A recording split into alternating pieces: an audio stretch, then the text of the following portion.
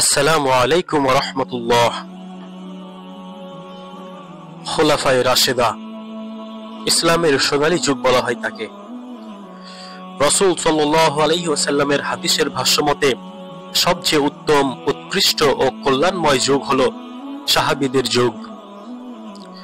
রাসূল সাল্লাল্লাহু আলাইহি ওয়াসাল্লাম খুলাফায়ে রাশেদের অনুকরণ করার নির্দেশ দিয়েছেন। রাসূল সাল্লাল্লাহু আলাইহি ওয়াসাল্লামের ইন্তিকালের মধ্য দিয়ে খেলাফতে রাশেদার সূচনা হয়।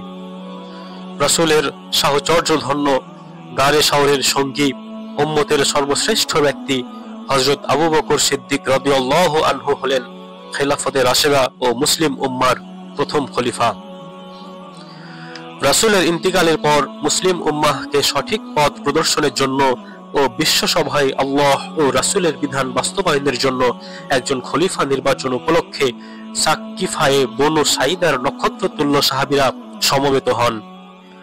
উম্মতের শ্রেষ্ঠ ব্যক্তিরা পরস্পর পরামর্শ করে খেলাফতের গুরু দায়িত্ব তুলে দেন সরওয়ারে কায়নাতের স্পর্শধন্য শৈশব বন্ধু হযরত আবু বকরের স্কন্ধে।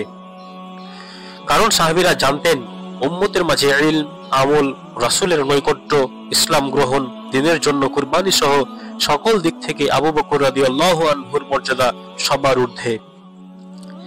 খেলাফতের গুরু দায়িত্ব লাভের পর তিনি বহুমুখী সমস্যার মুখোমুখি হন। চারিদিকে রিদ্দাহর মারামারির মহামারী ছড়িয়ে পড়ে। চতুর্দিক থেকে একের পর এক বিপদ মুসলিম বিশ্বের উপর ঝাঁপিয়ে পড়তে থাকে। কিন্তু আবু বকর রাদিয়াল্লাহু আনহু তখন বীরের বেশে সমস্ত অন্যায়ের বিরুদ্ধে সিনা টান করে দাঁড়ান।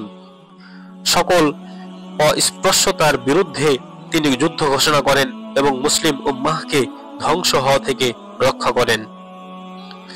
তার শাসনামল ছিল অল্প সময়ের। এরই মাঝে তিনি ইরতিদাদের ফিতনার মোকাবেলা করে রোম পারস্য অভিমুখে অভিযান প্রেরণ করেন। তার ইন্তিকালের পর হক বাতিলের চূড়ান্ত পার্থক্যকারী হযরত উমর বিন খাত্তাব রাদিয়াল্লাহু আনহু মুসলিম বিশ্বের খলিফা হন এবং সর্বপ্রথম আমিরুল মুমিনিন উপাধি গ্রহণ করেন। উম্মতের সর্বসম্মতিক্রমে মুসলিম উম্মার মাঝে আবু বকর রাদিয়াল্লাহু আনহুর পরেই তার মর্যাদা। তার দীর্ঘ 10 বছরের শাসনামলে সমগ্র পৃথিবী মুসলমানদের শ্রেষ্ঠত্ব অবাক হয়ে দেখতে থাকে। সেনাপতি খালিদ বিন ওয়ালিদ, আবু উবাইদা ইবনুল জাররাহ, আমর বিন আস, সাদ বিন আবি ওয়াক্কাস, মুসান্না বিন হারিসা, ইয়াজিদ বিন আবু সুফিয়ান রাদিয়াল্লাহু আনহুমের মতো মহান সেনাপতিদের তলোয়ারের সামনে মুখ থুবড়ে পড়তে থাকে পৃথিবীর সর্বশ্রেষ্ঠ পরাশক্তি রোম ও পারস্য সাম্রাজ্য। একদিকে মুসলিম বীরদের হাতে বিজিত হতে থাকে নতুন নতুন ভূখণ্ড, আরেকদিকে সেসব ভূখণ্ডে পথ করে উঠতে থাকে ওমর ফারুকের সাম্য ও ইনসাফের পতাকা। হযরত উমর রাদিয়াল্লাহু আনহু ছিলেন ইনসাফের প্রতীক। রাজ্যময় শান্তি প্রতিষ্ঠার জন্য, জনগণের অভাব অনটন, দুঃখ দুর্দশা দূর করার জন্য তিনি রাতের আধারে ঘুরে ঘুরে জনগণের অবস্থা পর্যবেক্ষণ করতেন। হযরত উমর রাদিয়াল্লাহু আনহুর পর রাসূলের সাহচর্য ধন্য দুই গুণের অধিকারী উম্মতের সবচেয়ে লজ্জাশীল ব্যক্তি হযরত উসমান গনি রাদিয়াল্লাহু আনহু খলিফা হন। তার খেলাফতের প্রথম 6 বছর রাজ্যময় শান্তির সুবাতাস প্রবাহমান থাকে। মুসলমানদের বিজয়াভিযান অব্যাহত থাকে, কিন্তু পরবর্তী 6 বছর দুষ্কৃতিকারীদের ষড়যন্ত্র ও চক্রান্তের ফলে অস্থিতিশীল পরিবেশের অবতারণা হয়। ফলে কোমল, ধৈর্যশীল ও দরদী এই খলিফা বিদ্রোহীদের হাতে শাহাদাত বরণ করেন। হযরত উসমানের শাহাদাতের মধ্য দিয়ে মুসলিম উম্মার মাঝে ফিতনা ছড়িয়ে পড়ে।